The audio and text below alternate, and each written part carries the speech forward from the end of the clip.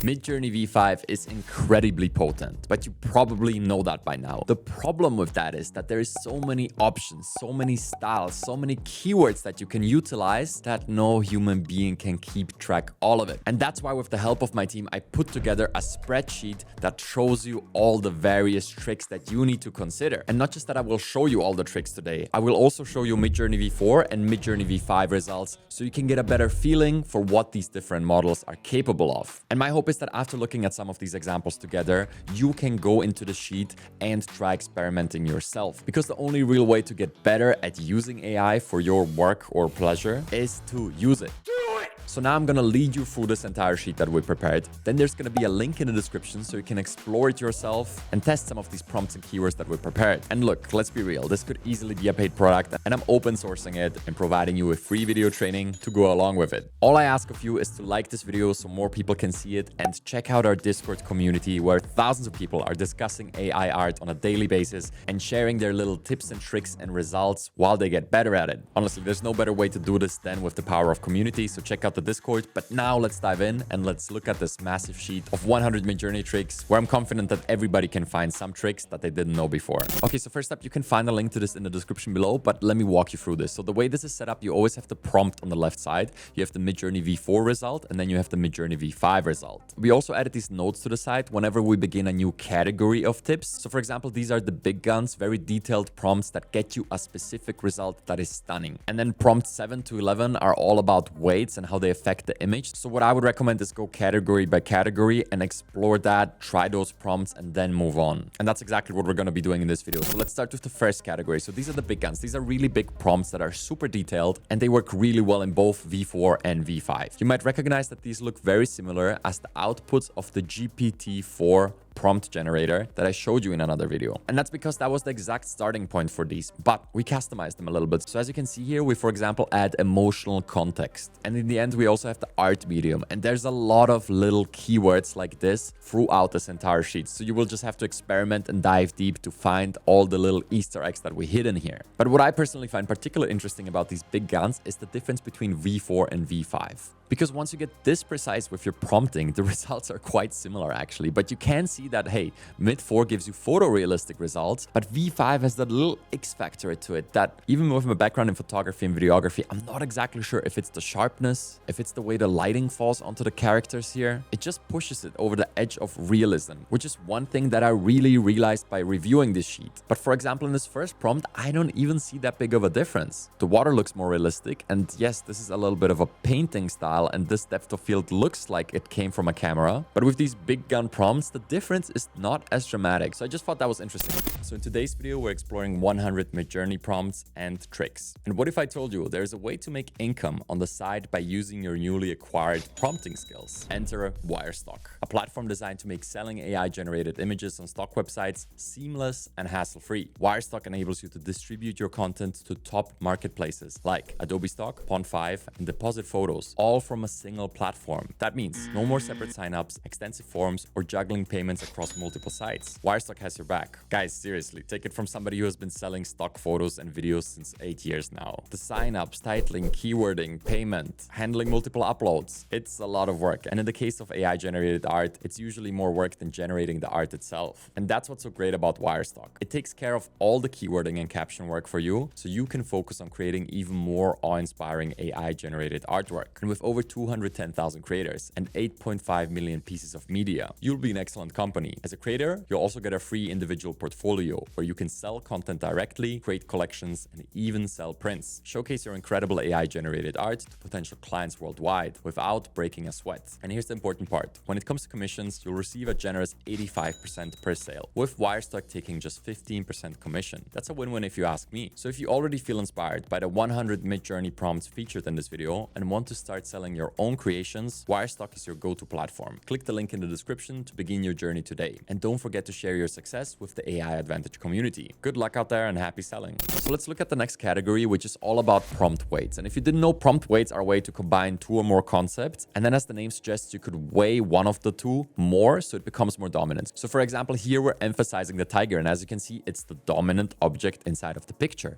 Again, the differences between V4 and V5 are not that large because we are quite precise with our prompts here. But in this picture of the eagle, which uses the keyword a photorealistic image, we can really see the difference. V4 gives us a painting, and V5 does its best to emulate a wildlife photo. Also, this image of a tropical beach, this looks like a drone photo straight off Instagram, and this is a simple painting. But the details are more subtle than that. You can see the textures really changed. And all these little differences are just something you're gonna have to feel out while using it. So for example, if I switch to my second setup here and I copy the prompt, all you need to do is go into Midjourney. Yes, now you do need a paid plan, but you can simply copy it in here. And maybe I want to change the aspect ratio to 16:9 for a YouTube thumbnail. And then I hit enter and it will generate this image. So there's like zero work involved to testing this. So there you go. We just generated this twice. And as you can see, we get similar results here. And you can do the same. This is what I would recommend. For your favorites, take the prompt, regenerate it yourself, and start adding little parts or taking some parts away. Okay, so next up, number 12 is super exciting because before I already showed you how to copy artist style by using the keyword of their name. But here's another way. By using the keyword style fusion, you're able to combine multiple styles. And from our testing, this works even better than including the name of one artist and then the name of a second artist. And hey, in my opinion, this is where we enter the interesting territory of this sheet, because as you can see, this is not natural language. This is a bunch of keywords, but the Midjourney V5 results are still excellent. And this is the type of knowledge that I'm trying to communicate here. You do not need natural language to make V5 work very well. I mean, look at this picture. Some of these results are stunning, and it all comes from a bunch of keywords. And that's the thing with AI. There's no one right way to do it. There's multiple ways because the neural net is so complex. I'll give you a little tip here though, that was communicated by the Midjourney team during the release of V5. If you use keywords like Octane Render, 8K, Unreal Engine, it will turn it into more of a video game-ish look than a photorealistic look in V5. So, just something to be aware of. Moving on, starting with prompt 17, you can see some keywords that will get you these trippy results. Feel free to play with these. Feel free to copy paste parts of this prompt into your own prompts. You will get some crazy stuff from this. And similarly, in the next category, we talk about the various ways in which art is displayed and not just what you see inside of the art. So for example, if you say provide an exploded view, you will get this very particular style that is referred to as an exploded view. This is an incredible keyword whenever you're working with products. I mean, look at this vintage car. This is incredible.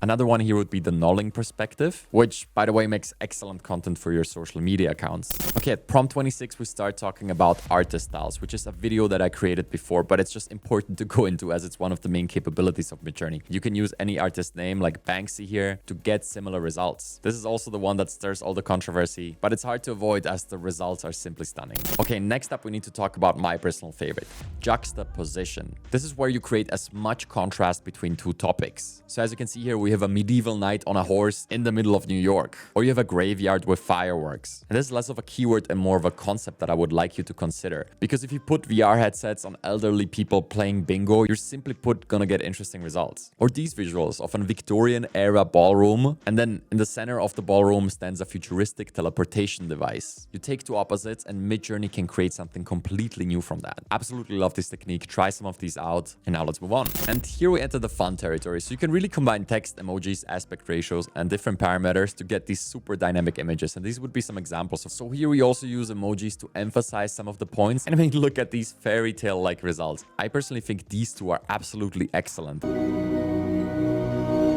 And we achieved that by including various techniques, including a description of all the elements that we see in here, plus emojis on top. And if you didn't know or realize, it also considers the color palette of the emoji. So whenever you include a rainbow, it doesn't just mean there might be a rainbow in your image. It also means that use the various colors inside of a rainbow emoji. And here from 46 on, we go into emojis only, which is kind of a fun exercise and doesn't work as well with V5 anymore, but that doesn't mean it doesn't work. Your results just start going all over the place because as you can see here, if we use castle, dragon, sword, and shield, in V4, we get this dragon knight. In V5, we get...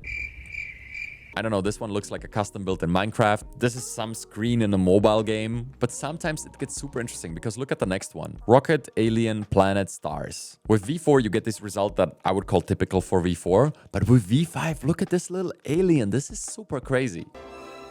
I would have never expected this, and I'm glad I'm seeing this right now. And if you look at this example with the burger, fry, and beer emojis, well, with V5, you're gonna see the photorealistic tendencies that the model has. We said nothing about photorealistic, it just simply does it after we provided it a bunch of emojis. Okay, next up, we show you a bunch of examples of punk styles. Most people are only familiar with steampunk, but there's more. How about nanopunk? You get this futuristic, technology-infused look that I personally love. Or this one is diesel punk. Or how about gothic punk, extremely strong visuals. And especially in V5, you get these scary looking characters with like a crimson background. Again, it's just one of those things that you wouldn't have thought by yourself, but yeah, here you have it. Gothic punk is a thing and you can use it. Okay, 56 is all about making your images beautiful. And it's important to realize inside of Midjourney that there's different types of beauty. So as you can see in the note here, there's visual, emotional, and intellectual. And by us focusing on these different aspects in our prompts, we're going to be able to achieve a lot of different results. So for example, here we say breathtaking visual beauty. And this one says emotional beauty level. And that's where Midjourney really starts tapping into emotional expressions that it learned through its training material. And look, intellectual beauty is yet another style that you can use to your advantage. Okay, at 61, there's another category which talks all about descriptive prompts. And again, these are these long prompts that leave nothing to chance. You can play around with these and you can always just take a particular part here. Because they're so detailed, you could maybe just take this part amidst a sea of golden hues and apply that to the image that you're generating right now.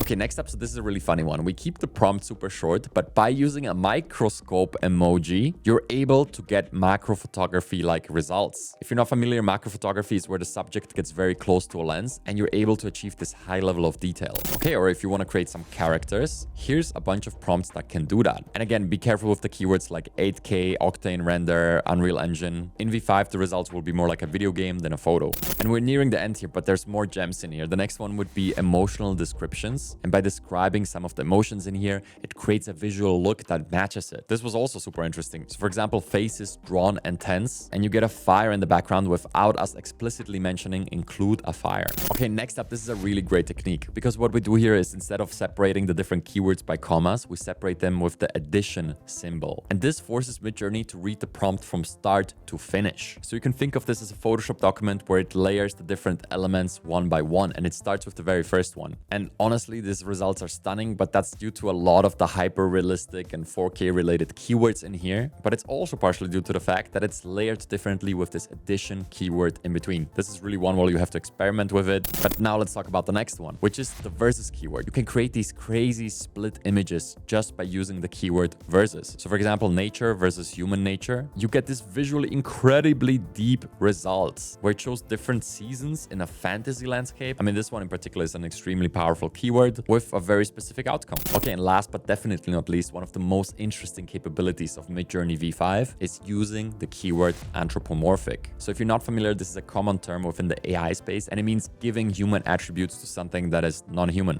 And by starting your prompts with this, you can create these fantastical creatures that don't exist, but they resemble humans because we use this keyword. In this case, you get an anthropomorphic, majestic blobfish knight. So I don't know, did I overpromise or did you find a bunch of new techniques in here? If you did, I want to see your results. Head on over to our Discord server and we have an art contest running every week. You can submit your results and others can vote on it. If you get the most votes, you'll probably be featured in my weekly newsletter that at this point goes out to around 65,000 people. Also, there's a special role in the Discord for art contest winners, which lets everybody know that you're the real deal when it comes to Midjourney. But even beyond that, it's just a fantastic place to discuss all of these prompts and to get all of your AI related questions answered in the AI beginner rooms. And if you want to go even deeper on Midjourney, I recommend you watching this video because using GPT-4 is really the ultimate hack to Midjourney V5. And again, I hope to see you in the Discord.